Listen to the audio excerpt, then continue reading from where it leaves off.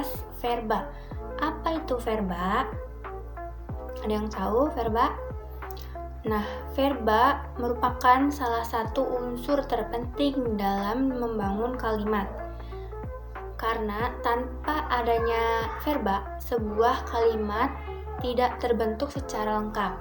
Oleh karena itu, penting untuk memperhatikan bagaimana peran pentingnya verba dalam membangun atau membuat sebuah kalimat. Verba secara umum juga di dalamnya mengungkapkan tentang keadaan, perbuatan, atau bahkan tindakan yang dapat berubah bentuknya sesuai dengan sistem pengkonjungsiannya di dalam kalimat dan memiliki fungsi sebagai predikat. Untuk mengetahui secara lengkap dan terperinci, saya akan menjelaskan mengenai secara lengkap mulai dari pengertian secara umum verba, pengertian verba menurut para ahli, bagaimana ciri-ciri verba, fungsi verba, dan apa saja macam-macam verba dan contohnya verba. Menurut Kamus Besar Bahasa Indonesia, verba adalah kata yang menggambarkan proses menunjukkan perbuatan atau keadaan. Sementara itu, menurut Wikipedia, verba atau kata kerja menjelaskan kelas kata yang menyatakan suatu tindakan, kejadian, pengalaman, atau bahkan pengertian dinamis lainnya. Selain itu, verba atau kata kerja juga dapat diartikan sebagai kata dengan kata memiliki fungsi untuk menunjukkan dan menjelaskan suatu tindakan seseorang melalui subjek, sehingga macam-macam verba atau kata kerja ini umumnya berfungsi sebagai predikat di dalam suatu frasa atau kalimat. Verba juga dapat diartikan sebagai kata kerja yang berguna untuk mengulas atau mereview suatu kegiatan, sebuah tindakan atau aktivitas yang dilakukan oleh seseorang, sehingga dapat disimpulkan bahwa verba atau kata kerja merupakan sebuah kata yang memiliki fungsi sebagai penjelasan serta menunjukkan sebuah tindakan dari seseorang atau subjek. Selanjutnya, setelah kita memahami bagaimana pengertian verba secara umum, kita harus mengetahui pengertian verba menurut para ahli. Saya akan mengambil salah satunya, yaitu menurut Ken Jono 2010, kata verba adalah kata benda yang berfungsi sebagai subjek dan kemudian diikuti oleh kata benda yang dimiliki oleh fungsi sebagai subjek atau pelengkap yang didahului oleh kata seperti sudah, sedang, atau juga dapat didahului oleh kata misalnya silahkan dan tolong. Ciri-ciri verba diantaranya yaitu ada 3. 1. Digunakan sebagai predikat atau inti predikat dalam sebuah kalimat.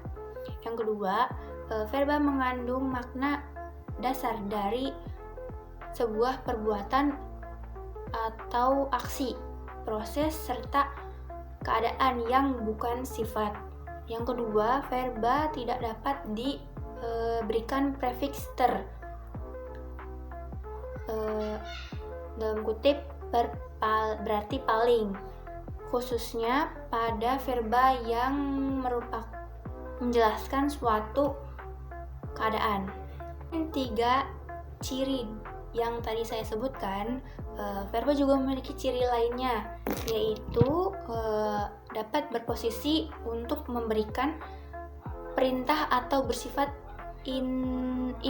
imperatif sesuai dengan kedudukannya dalam sebuah kalimat. Selanjutnya ada macam-macam jenis verba, yaitu dikelompokkan menjadi 4, yaitu 1 verba asal, 2 verba turunan, 3 verba intransitif, keempat verba transitif. Yang ke-1 itu verba asal. Verba asal ini diklasifikasikan ke dalam bentuk verba berdasarkan bentuknya. Verba asal bersifat tunggal dan tidak digabungkan dengan afiks lainnya. Jenis verba ini dapat digunakan dalam kalimat formal ataupun informal. Contohnya jadi, hilang, dan lain sebagainya. Yang kedua, ada verba turunan. Verba ini itu dihasilkan dari proses morfologis sebagai bentuknya lebih kompleks atau memiliki lebih dari 2 morfem. Contohnya seperti mengambil, dilempar, menjalankan, dan lain sebagainya. Yang ketiga ada verba transitif. Verba transitif adalah jenis verba yang membutuhkan nomia objek. Dalam kalimat aktif, fungsi sebagai objek, sedangkan dalam kalimat pasif, objek dapat dijadikan subjek. Contohnya menjelaskan, menjual, membuat, dan lain sebagainya. Selanjutnya ada verba transitif. Verba transitif ini bisa berbentuk verba dasar, verba dengan afiks ber, verba dengan afiks ber, kan, verba dengan afiks ter, serta verba dengan afiks ke, an. Contohnya seperti kelaparan, berpakaian, tertawa, dan lain sebagainya. Fungsi verba, selanjutnya ada fungsi verba. Fungsi verba menurut Awi dan kawan-kawan 2010 yang mengungkapkan verba jika ditinjau dari fungsinya, baik verba maupun frasa, adalah menduduki fungsi predikat.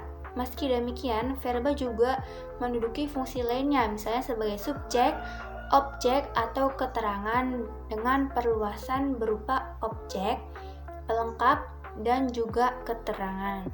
Nah, selanjutnya ada contoh verba, di antara lainnya yaitu 1. Dalam kalimat, aku dan Didi sering bertemu di depan gang rumah. Yang kedua, jangan melupakan suatu kenangan yang pernah kita jalani. Yang ketiga, paman mengecat tembok rumahnya menggunakan warna kuning.